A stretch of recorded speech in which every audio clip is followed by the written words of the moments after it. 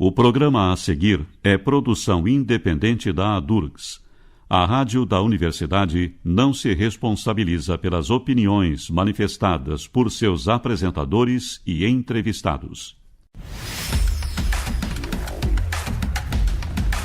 Olá, comunidade acadêmica e científica do Rio Grande do Sul. O programa ADURGS no ar está chegando para trazer as principais notícias do movimento docente. Tudo que foi destaque na ADURGS Sindical nesta semana, você ouve agora.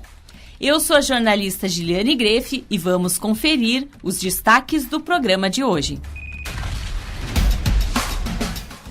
Greve nacional reúne 50 mil pessoas em Porto Alegre. Pesquisador catarinense destaca que o governo tem adotado medidas que são contrárias à execução do PNE. Boaventura de Souza Santos lança livro no Salão de Atos da URGS. O governo quer aumentar para 40 anos o tempo de contribuição para a aposentadoria. Com o desemprego e a informalidade atual no nosso mercado de trabalho, isso significa condenar grande parte dos brasileiros a não se aposentar. Morrer trabalhando não é justo. A aposentadoria é nosso direito. A ADURGS Sindical, em defesa de uma aposentadoria justa.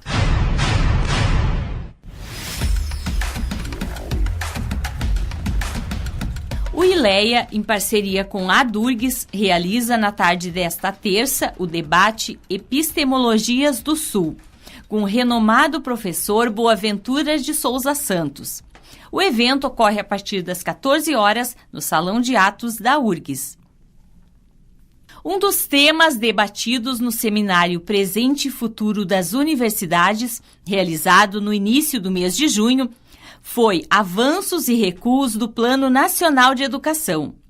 Estabelecido como lei em 2014, o PNE passou a nortear as políticas educacionais no Brasil para os próximos 10 anos.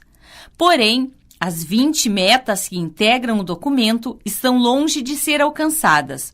A professora da Faculdade de Educação da URGS, Sônia Ogiba, destaca que o PNE está sendo retirado dos educadores e da população brasileira através de uma violência econômica imposta pela Emenda Constitucional 95, que congela os investimentos em educação e saúde por 2 décadas.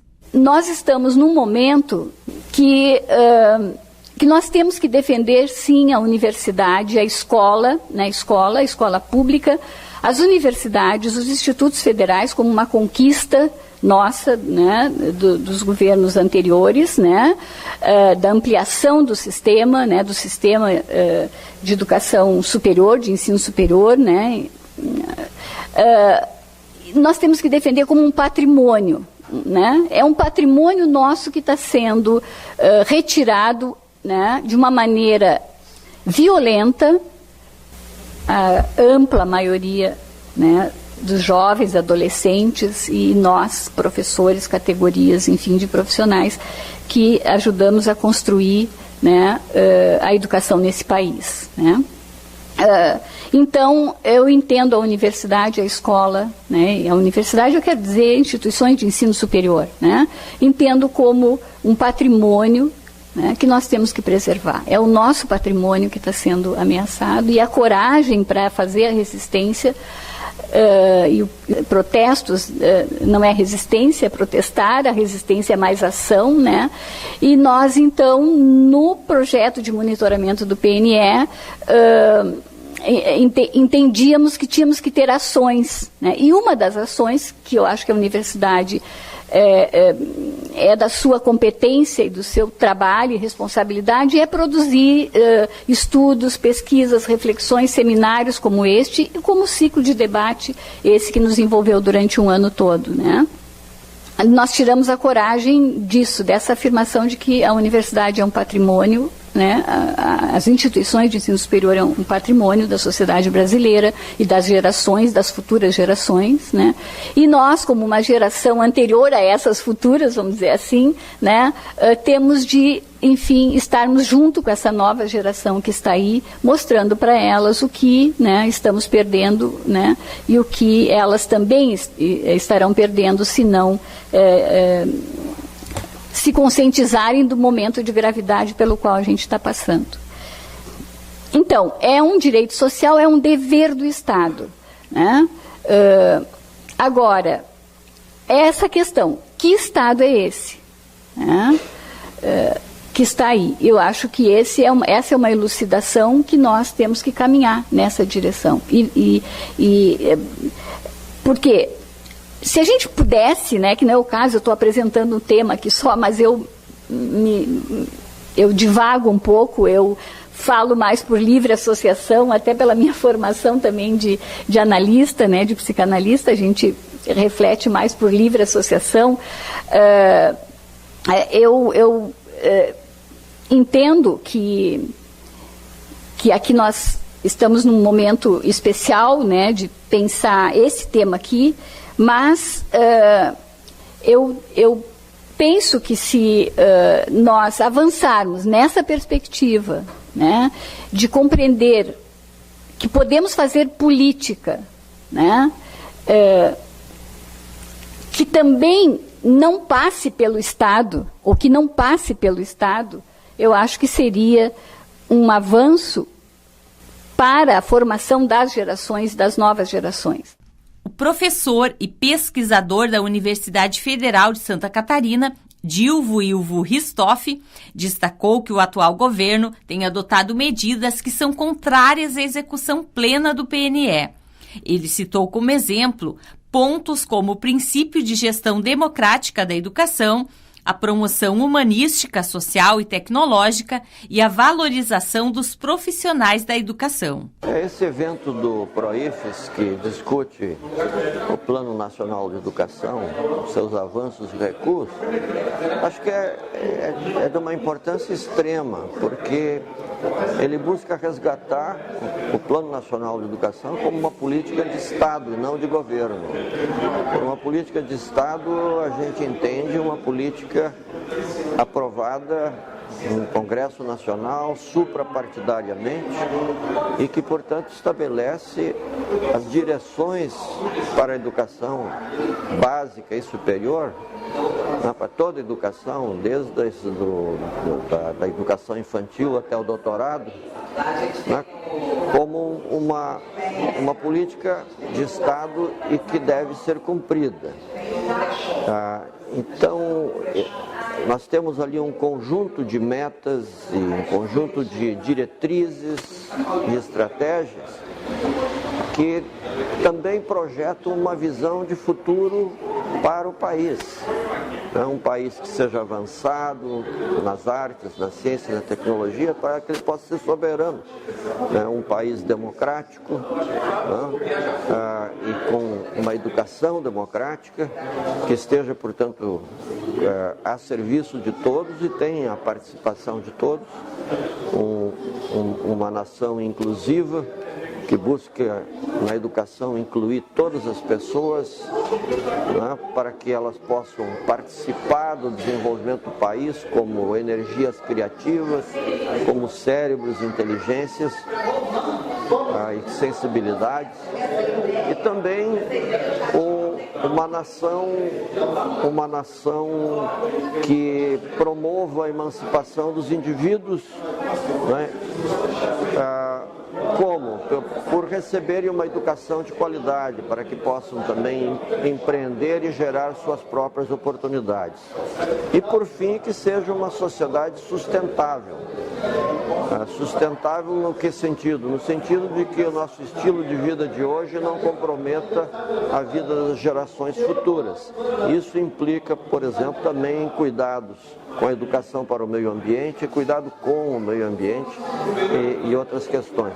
Então, o PNE ele tem esse grande norte que é extremamente importante que a gente observe. A representante do Fórum Nacional Popular de Educação, Adércia Rostin, destacou que o PNE é o epicentro das políticas públicas educacionais para o próximo período. Para ela, os educadores e a população devem lutar e cobrar do governo a garantia da sua execução. É importante só destacar o importante papel que o Fórum Nacional Popular de Educação cumpre. Na verdade, dentro do seu caráter e dentro do seu comprometimento. São duas questões básicas que, em tempo de tanto desalinhamento político e de tantas arbitrariedades, que o conflito também chegue nesses espaços. Né? Realmente, esses espaços eles precisam se consolidar, e é aquilo que eu coloquei. Nós vamos precisar nos readequar ao que está colocado. A falta da viabilização financeira desse espaço, que é o Fórum Nacional Popular de Educação, como nós vamos estar dialogando com os municípios e com os estados, porque o Fórum Nacional Popular de Educação ele vai ter que cumprir, sim, esse papel junto com o importante instrumento que é o observatório, que eu me recordo bem que em Curitiba o Gil ainda destacava muito claramente que o papel desse observatório vai para além do cumprimento, único e exclusivamente dizer a meta foi cumprida, mas fazer exatamente isso que a gente teve hoje também, a oportunidade com a fala da companheira, de desmistificar alguns dados da meta cumprida e ter um olhar de como esta meta está sendo cumprida quando eu faço a provocação com os dados do setor privado de ensino. Né? Então, tudo bem, se estamos falando de um Plano Nacional de Educação, que no enfrentamento, por ser um espaço amplo e democrático da Conferência Nacional de Educação de 2010 e de 2014, o setor privado raramente a gente conseguiu ser contemplado no sistema, inclusive, de garantir a gestão democrática dentro do setor privado. Então, não podem nos dizer que o Plano Nacional de Educação ele não é democrático, porque quando ele foi à Câmara para votação, e nós tivemos aí mais de 3.000 emendas, quem lembra como tramitou, que a CONAI termina em 2010, e o plano só foi assinado em 2014, né, e que ele já não era o plano que a gente discutiu quando chega, né, que passa pelo MEC, que era o nosso MEC, que a gente poderia usar essa palavra, ele chega lá já alijado de várias questões importantes, e quando a gente fala de um resgate de um Plano Nacional de Educação e de um olhar atento a esse plano, de como esta meta e esse observatório vai ter esse papel fundante, que é o papel do olhar por dentro destas informações e por dentro dos dados, costurando o suporte necessário para que a gente possa superar as desigualdades de representação, pelo menos nesse sentido, e de qualidade também, porque nós, por exemplo, entidades sindicais, não podemos supervisionar as instituições de ensino privado, né? São os conselhos municipais, mas e os trabalhadores destas instituições? Né? Quem é que realmente dá o arcabouço necessário? Então, esse observatório, junto com o Plano Nacional de Educação, também precisa ter esse olhar para a gente desmistificar de que só no setor privado de ensino há qualidade. Né? A gente precisa fazer essa leitura, porque é muito interessante quando o setor privado de ensino tem qualidade, mas que a disputa pelas vagas das universidades federais que garantem o ensino, a pesquisa e a extensão, e principalmente porque o que nós podemos observar também? Que os estudantes das universidades federais, dos institutos federais, se relocam muito melhor e mais rapidamente do que estes formados pelas anhangueras da vida. Isso é um outro dado que eu tratei há uns 2-3 anos atrás em uma apresentação, que colocava que, infelizmente, nós tiramos, sim, a expansão, na hora que ele colocou 19 vezes a palavra expansão, e ele deixou bem claro como é que essa expansão devia ser colocada, o professor coloca na qualidade, na educação, né, faz a referência a todos os pontos. Só que o setor privado mercadológico entende a palavra expansão num único nicho. Vamos expandir para conseguir os recursos públicos para a iniciativa privada. Não faz a leitura da entrelinha do que significa a expansão. Vamos expandir de qualquer jeito. Eu diria na linguagem mais popular. Vamos expandir de qualquer jeito. Não faz a leitura do que significa cada uma dessas metas. E daí eu acho que o observatório vem junto ao Fórum Nacional Popular de Educação cumprir esse papel fundante. Outra questão importante é quando a gente fala também dessa relação, na época do FHC, na época do Lula, a própria confederação,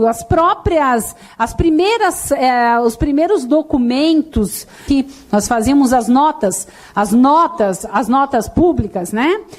Nós tratávamos justamente dessa relação do setor privado de ensino, e nós da Contea sempre trazemos um dado interessante, que naquele momento a educação estava na Bolsa de Valores ao lado da Ambev, que era cerveja. Todo mundo gosta de cerveja, né? Mas a Bolsa de Valores da Educação, se discutia educação com o jornal Valor Econômico do lado, contabilizando ação de cerveja junto com ação de instituições educacionais. Vamos fazer uma rápida parada. Na volta, você confere. Greve nacional em defesa da educação e contra a reforma da Previdência reúne 50 mil pessoas em Porto Alegre. A proposta de reforma da Previdência que o governo quer aprovar ataca especialmente as mulheres, aumentando em 10 anos, na média, o tempo para que elas se aposentem. A reforma da Previdência não é justa com as mulheres e nem com ninguém. A aposentadoria é nosso direito. A Durgues Sindical, em defesa de uma aposentadoria justa. Voltamos com o programa Durgues no Ar. O sindicato está em processo para a escolha da diretoria da gestão 2019 e 2022. A eleição vai ocorrer nos dias 11 e 12 de julho por votação eletrônica, através do site institucional adurgues.org.br. Na eleição também serão escolhidos 5 representantes aposentados para compor o Conselho de Representantes. Apenas os eleitores que constam como aposentados no cadastro do sindicato até o dia 13 de junho de 2019 podem votar para eleger os seus representantes, sendo possível escolher até 5 candidatos. A eleição para o Conselho de Representantes ocorre entre 7 de junho e 12 de julho de 2019. A greve nacional promovida pelas centrais sindicais reuniu 50 mil pessoas em Porto Alegre na última sexta, dia 14. Professores, alunos e trabalhadores protestaram juntos em defesa da educação pública e por uma aposentadoria justa. O presidente da Adurgues, Paulo Mors, fez uma avaliação das mobilizações ocorridas nas últimas semanas. Tivemos nesse último mês 3 eventos de rua muito importantes. No dia 15 de maio, no dia 30 de maio e no 14 de junho. Nas 3 oportunidades, o foco da mobilização foi o ataque que o governo federal tem feito às conquistas sociais e, em particular, à educação universal, laica, de qualidade e gratuita, pública. Portanto, nós vimos em um curto período de tempo 3 grandes mobilizações que mostram a inconformidade da população em geral, do nosso movimento sindical, das organizações sociais em defesa da democracia, inconformidade essa contra os ataques que estamos recebendo por parte de uma tendência retrógrada nesse país. Isso é animador no sentido de que mostra que existem motes que conseguem unir o povo em sua própria defesa. E a educação é um dos principais desses motes. Educação pública, educação de qualidade, educação visando a soberania da nação.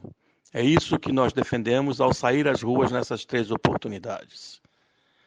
Acredito firmemente que nós continuaremos conseguindo mobilizar a inteligência nacional contra a ação de retrocesso, contra a tentativa de trazer o mundo, trazer a sociedade brasileira de volta à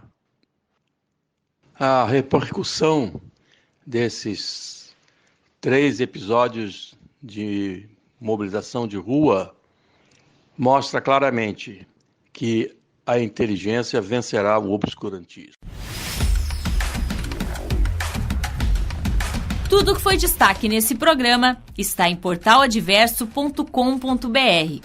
Acesse e fique por dentro daquilo que é importante para a sua carreira e para a educação pública. A técnica e a edição desse programa foi de Jefferson Gomes. Você ouve a Durgs no ar, terças-feiras, às 13 horas, na Rádio da Universidade, ou a qualquer momento em nosso portal. Até a próxima!